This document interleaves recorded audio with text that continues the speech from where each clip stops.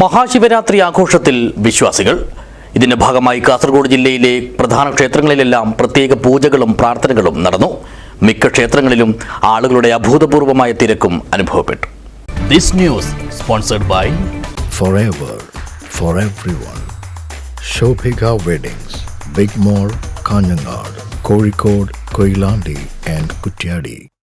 കുംഭമാസത്തിലെ ചതുർദശിയിലാണ് മഹാശിവരാത്രി ആഘോഷിക്കുന്നത്. ശിവപ്രീതിക്കായി നടത്തുന്ന ഏറ്റവും പ്രധാനപ്പെട്ട ആരാധന കൂടിയാണിത്.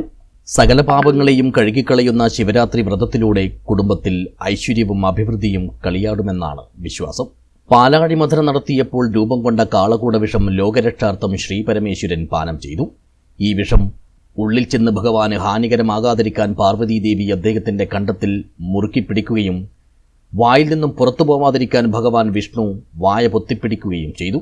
അങ്ങനെ വിഷം കണ്ഠത്തിൽ ഉറയ്ക്കുകയും ഭഗവാന് നീലകണ്ഠൻ എന്ന പേര് ലഭിക്കുകയും ചെയ്തു.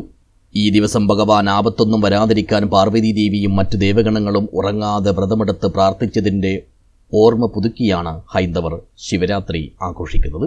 കാസർഗോഡ് ജില്ലയിലെ പ്രധാന ശൈവക്ഷേത്രങ്ങളിലെല്ലാം ശിവരാത്രി പ്രമാണിച്ച് പ്രത്യേക പൂജകളും പ്രാർത്ഥനകളും നടന്നു. ഹൊസ്തൃക് പൂങ്കാവനം കർപ്പൂരേശ്വര ക്ഷേത്രത്തിൽ രാവിലെ മുതൽ തന്നെ ഭക്തജനങ്ങളുടെ വലിയ തിരക്ക് അനുഭവപ്പെട്ടു.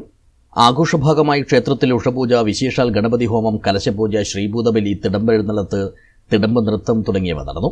ഉച്ചയ്ക്ക് 12 മണിയോടെ അനേകം ഭക്തജനങ്ങളുടെ പങ്കാളിത്തത്തോടെ മഹാപൂജയും അനുബന്ധമായി ഏകദേശം 5000-ഓളം പേർക്ക് അന്നദാനവും നടത്തി. മടിക്കൈ കീക്കാങ്കോട്ട് നൂഞ്ഞിയിൽ ശ്രീ ദ്യുതന്ത ഗണപതിയാർ ക്ഷേത്രത്തിലും ശിവരാത്രിയോടനുബന്ധിച്ച് ധാരാളം ഭക്തജനങ്ങൾ വന്നണഞ്ഞു.